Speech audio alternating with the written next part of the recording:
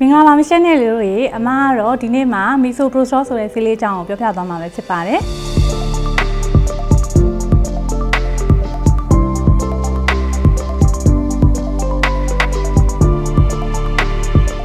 အဲ့တော့မီဆိုပရိုစတောဆိုတာကတော့ prostaglandin E1 analog ပါတဲ့ဆေးလေးပဲဖြစ်ပါတယ်အဲ့တော့ prostaglandin E1 analog ပါတဲ့အတွက်ကြောင့်မို့လို့သူကတအိမ်ရဲ့ညအားကိုကောင်းစေတယ်နောက်ပြီးတဲ့အခါမှာတအိမ်ကောင်းလေးကိုပျော့ပြောင်းစေတယ်ပေါ့နော်အဲ့တော့ဒီလိုအာနိသင်တွေရှိတာကြောင့်မို့လို့တအိမ်ညအားကောင်းဖို့လိုအပ်တဲ့အခြေအနေတွေမှာအမတို့အဓိကအသုံးပြုကြတယ်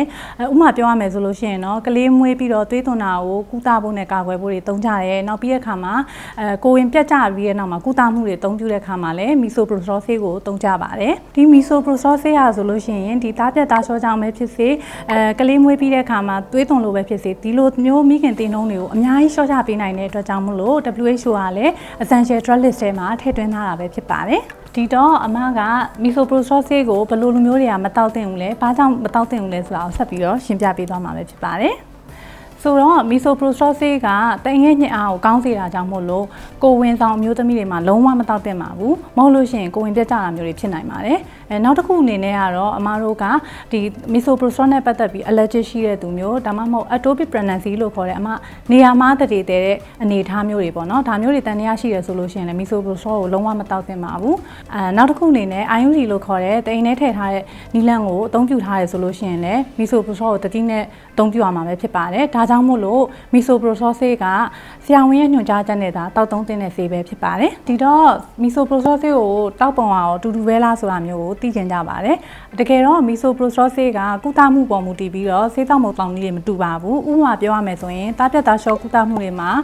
တောက်သုံးပုံနဲ့နောက်အမတို့ကမွေးပြီးမိခင်သွေးသွန်တာကိုကုသတဲ့နေရာမှာတောက်သုံးပုံတွေလည်းမတူဘူးပေါ့နော်တချို့အခြေအနေတွေမှာဆိုရင်ဆေးလုံးတွေအများကြီးတောက်ရတာလည်းရှိတယ်ဒီတော့ကိုယ်သဘောနဲ့ကိုလုံးဝတောက်လို့မရပါဘူးအဲ့တော့တွန်းကျင်နားလေတက်ကျွမ်းတဲ့ဆရာဝန်ဆရာမတွေနဲ့တိုင်ပင်ပြီးတော့မှသာအမတို့ကဆရာဝန်ရဲ့ညွှန်ကြားချက်နဲ့အညီတောက်သုံးသင့်ပါတယ်မဟုတ်လို့ရှိရင်အမတို့ကမီဆိုပရိုစတောဆေးရဲ့အာနိသင်ကိုပြည့်ပြည့်ဝဝမရတာမျိုးတွေဖြစ်သွားနိုင်ပါတယ်ဒီတော့အမကဆေးနဲ့ပတ်သက်ပြီးတော့လွဲမှားနေတဲ့အယူဆလေးကိုဆက်ပြီးရှင်းပြပေးမယ်နော်ဆိုတော့မီဆိုပရိုစတောဆေးကအခုဆိုလို့ရှိရင် line ပေါ်မှာတချို့ဆိုလို့ရှိရင်အာမခံနေနဲ့ရောင်းနေထားတာမျိုးတွေရှိတယ်ပေါ့နော်တကယ်တော့မီဆိုပရိုစတောဆေးကကိုယ်တဘောနဲ့ကိုအလွယ်တကူတောက်လို့ရတဲ့ဆေးမျိုးမဟုတ်ပါဘူးเนาะ